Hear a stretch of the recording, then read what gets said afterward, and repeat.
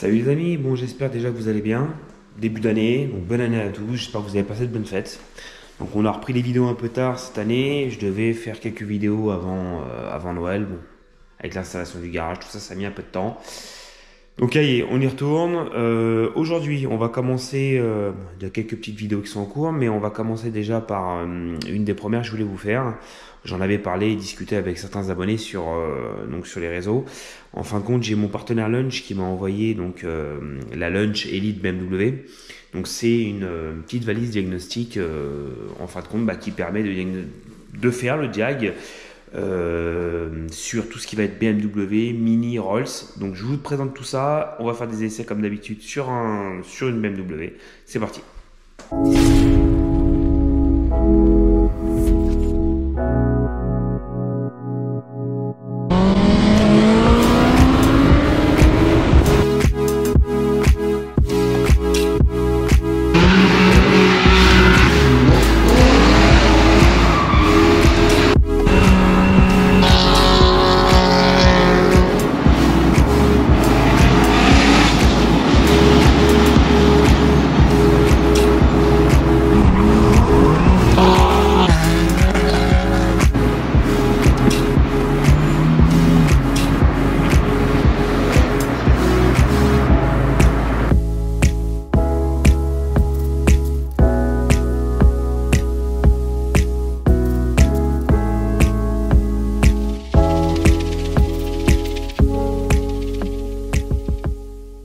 La petite valise, c'est celle-ci. Bon, quand je dis petite valise, c'est vraiment une question de taille et pas une question de performance, parce que pour le cas de dire, pour une petite valise comme ça, contrairement à une grosse Lunch ou une Gutmann ou autre, et mine de rien, elle en fait quand même pas mal.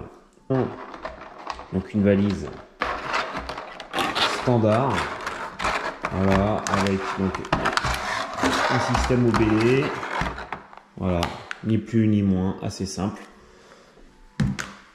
Voilà, vous allez avoir donc le manuel d'utilisation, même pour ceux qui sont habitués à avoir des valises, vous n'en avez pas spécialement besoin. Voilà, vous avez un câble, si vous voulez la brancher, la paramétrer déjà avant de s'en servir sur une voiture, vous pouvez donc la brancher ici.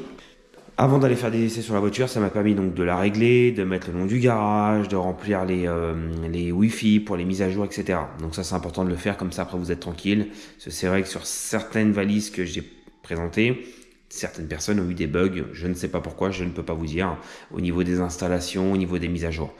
Donc personnellement, s'il y en a qui achètent cette valise-là, ou même d'autres valises Lunch ou d'autres marques, je vous conseille systématiquement. Donc maintenant je le dis, si vous avez 5 minutes, vous la branchez en parallèle, vous faites vos mises à jour, Wi-Fi, etc. Et comme ça, après, vous pouvez faire votre diag tranquillement. Vous n'êtes pas obligé d'attendre une demi-heure, 3/4 d'heure dans la voiture que toutes les mises à jour se fassent. Parce que bon, ça prend un peu de temps. Celle-ci, pour la mise en route, j'ai dû mettre une bonne demi-heure, 3/4 d'heure quand même. Et avec un bon réseau. Donc voilà, donc ce qu'on va faire, j'ai une série 1 en atelier. Hier, on a fait la boîte de vitesse. Il y avait 2-3 éléments à voir. Donc, on va refaire ensemble le diag. Je vais vous montrer exactement les possibilités avec cette valise. Donc, ça va aussi bien donc, de l'entretien standard, donc frein, disques, plaquettes, etc. Bon, bref, les révisions moteurs. Aussi bien le mécatronique, réadaptation du mécatronique, vidange de boîte. Non, franchement, elle fait vraiment pas mal de choses. Donc, pour les BMistes, Mini et Rolls, je suis pas de Rolls, mais pour les gammes standards, c'est pas mal. Donc ce qu'on fait, on va pas perdre de temps, on va faire un essai sur la voiture et on voit ce que ça donne au réel. Allez. Donc, allez, on s'est mis en place. Donc une petite série 1.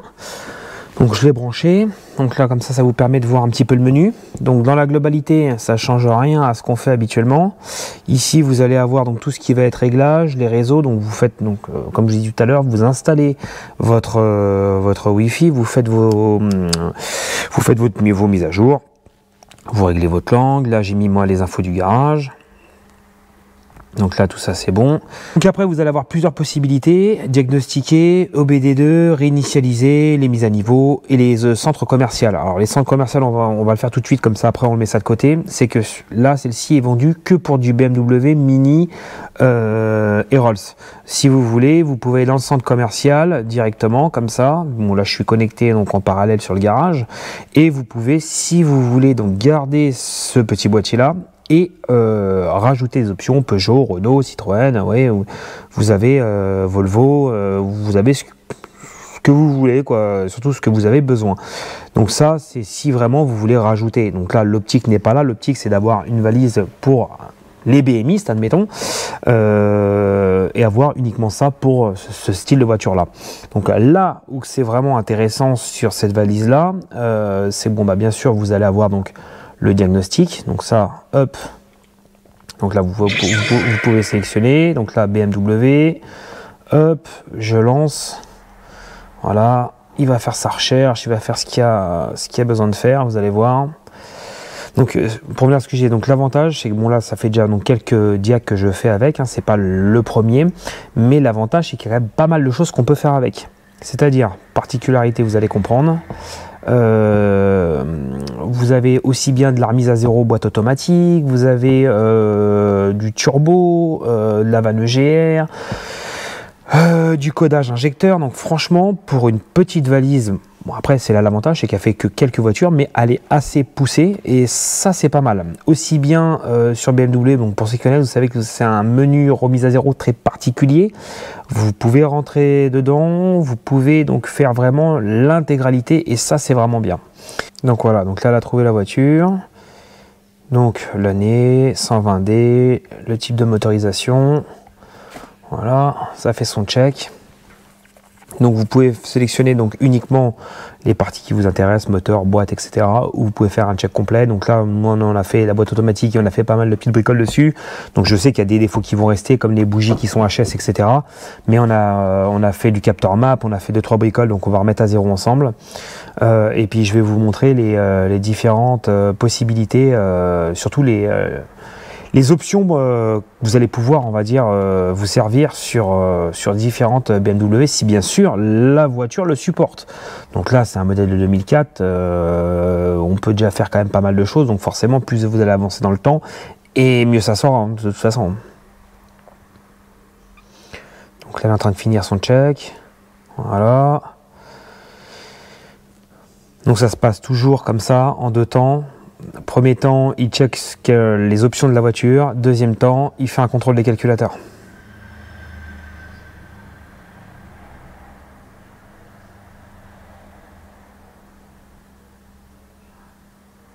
Voilà, donc là maintenant, vous arrivez, donc là il est rentré dans la voiture. Là, c'est les options qui sont donc possibles. Donc là, ce qu'on va faire dans un premier temps, on va faire donc un test rapide. Voilà, il nous check tout. Voilà, donc le check est assez rapide. Le plus long, c'est vraiment la mise en connexion avec la voiture au démarrage. Ça, c'est un peu plus long. Mais de toute façon, on sait sur les Allemandes, il y a tellement de boîtiers que de toute façon, ça met énormément de temps. Ça, c'est chiant. Voilà. Et donc là, on va avoir vraiment tous les défauts au détail qu'on a eu. Donc il y en a plein qui ont été résolus, hormis les bougies de préchauffage, l'alternateur, la sonde, donc le capteur map. Tout ce qui a été démonté. Voilà, vous avez tous les défauts. Donc du coup, on va effacer. Voilà, donc ça fait le job. Il va rester normalement que les bougies de préchauffage, donc ça on est au courant. Voilà, donc ce qui reste uniquement, même pas, il reste juste les 2 moteurs droite et gauche. Donc ça on est good. Donc jusqu'à là on a fait le tour. Après, en particularité, ce qu'on peut faire, driver, vous avez donc voilà, calibrage débit d'injecteur, vous avez la purge de carburant, donc si vous tombez sur un système avec un filtre à gasoil ou vous êtes embêté qu'il faut le recharger ou jouer du démarreur, bah, vous pouvez l'activer. Des bimètres, vous avez les systèmes de régime pour pouvoir voir les régimes en temps réel, voilà, les valeurs qui sont enregistrées, le remplacement du filtre à particules, la régénération forcée, les étalonnages du mécatronique pour la boîte automatique, calibrage de l'huile quand vous changez donc l'huile, réinitialisation des apprentissages au niveau de la boîte de vitesse. Donc vous voyez, c'est quand même assez complet. Vous avez le boîtier case, donc le boîtier option, Le WS et le VL. Alors le WS, je vous conseille pas d'y toucher parce que si vous bloquez votre boîtier EWS, et ben vous êtes mort. Donc ouais, c'est pour vous dire quand même que ça fait quand même le job. Après, carrosserie.